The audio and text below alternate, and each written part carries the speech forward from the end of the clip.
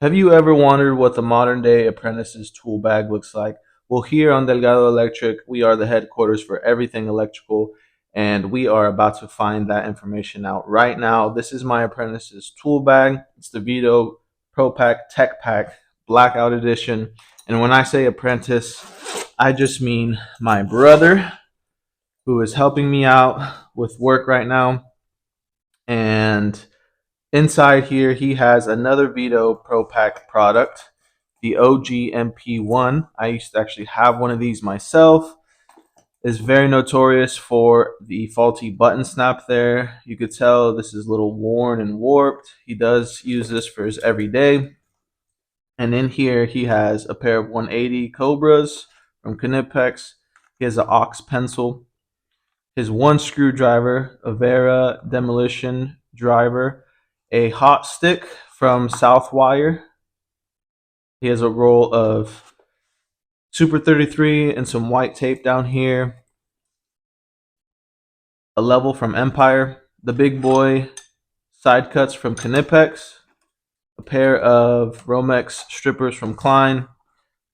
The Journeyman Series needle nose. And on the other side here, he has two carabiners with the impact bit holder with the Torx bit. And then he has a 9502 from Occidental Leather. I actually have this too. And then he has some miscellaneous items down in the bottom. And in here, we can see he has a Zircon stud finder, the Klein Tool circuit tracer. I have one of these myself. It's okay, very mid. Then we have a cat's paw. Someone correct me. From Masterforce. You got this at Menards, right?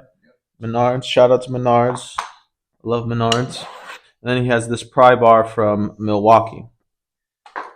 And then down in here, he has what it looks to be some Carmex Classic Lip Balm and some Old Spice Oasis. Let me get a little sniff of that. Okay. Shouldn't have done that. And then we have some AAA batteries. All right. And then we have one more pouch here on this flat. And we got a tape holder from Pocket Hitch. You got this at Acme, right? I used to get these all the time when I lived in that city. A second one. And what else we got in here? An 832. Put that back in there. So he's got two of those tape holders. Apparently he loses a lot of stuff, so he buys backups. We're going to zip this up. And we're going to come to the side and check out this D-ring on the side that has a tough built, I think a 20-ounce hammer, 18-ounce hammer maybe, 16, not sure. You like the hammer? Gets the job done. Pocket Hitch brand hammer holder. So that's pretty nice. I actually kind of like that. I'm going to put that back in there. On the other side, we have a Vito zipper pouch. I forget what size this is. And then it's dedicated for safety glasses. Safety first, very important. And then we have his tape measure. It's just a magnetic 16-footer from Milwaukee. And then here we have the original flip socket, the more expensive but the more quality flip socket. I like these from Malco. You got these from Acme too, right? Yep, Acme. Shout out to Acme. They don't have Acme out here, so you should have appreciated it while you had it. All right, we're going to go back to the front here. We got a nice little napkin. We got a USB-C charger. A USB-C charger. And what else we got in here? Some carabiners. And we got, oh, almost cut myself again. A utility blade knife. And then we got two AAA batteries. A lot of batteries. He's got the Milwaukee headlamp that requires, was it AAA batteries? AAA batteries.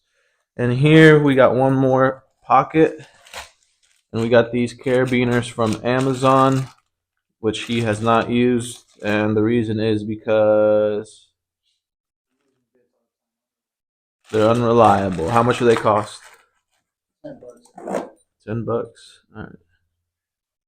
So not the best. Probably get something like a third tape holder from Pocket Hitch. Again, he says he loses stuff, so he needs backups for his backups for his backups. And now this is the tech pack. So it does have these straps. Very nice bag, very expensive bag. And in the back here, we have a assortment of tools. We got the classic M12, the regular one. I have the Surge. And then he just bought these high output 5.0s at Home Depot. Very nice. And then in here we have all of his hand tools. So all of the hand tools that you own are in here, right? For the most part. He was kind of limited on space when we were coming over here from Iowa. So up here, we'll start off. We just got some longer style bits, it looks like, for your impact. And then we have a couple Diablo spade bits, paddle bits, whatever you want to call it. We got a couple of ink saws up here, carpenter's pencil, this little tech screwdriver, thermostat screwdriver. And then over here, we have a familiar set. I have this set myself. It's on the bench. I've moved on from. I didn't really use this flathead or this Phillips too much, but I did use this a lot. It's a solid beater screwdriver from Milwaukee. And then we got 3 insulated screwdrivers from Klein Tools. A number 2 Phillips, a number 2 square tip, and a flathead. Do you like these? What do you think about these? I haven't seen you use these yet. We've been working together for about a week now. How do you like them? They get the job done. All right. So then over here we have another familiar tool for me. I have this one myself. Ratcheting screwdriver, the 825 from Vera. Very nice screwdriver. It's a little worn in. You like that driver? I do on trims. Yeah. And over here we got some Klein Tool screwdrivers, a reamer, of course, and we got the speed driver from Klein, the multi-bit one. I never used that one. I do have a Klein Tools reamer. And we have this Vessel electric screwdriver, which is very underpowered. I know a lot of guys like this. So if you have any suggestions, this one is the, let's see here, the 22.0 USB-S1U. What do you think about this? It's really super underpowered. How many times have you used this? 2 to 3 trims. So if you guys have any suggestions for this, I know a lot of you guys like to use this. So then we have some Klein's strippers here with no spring by choice, right? By choice.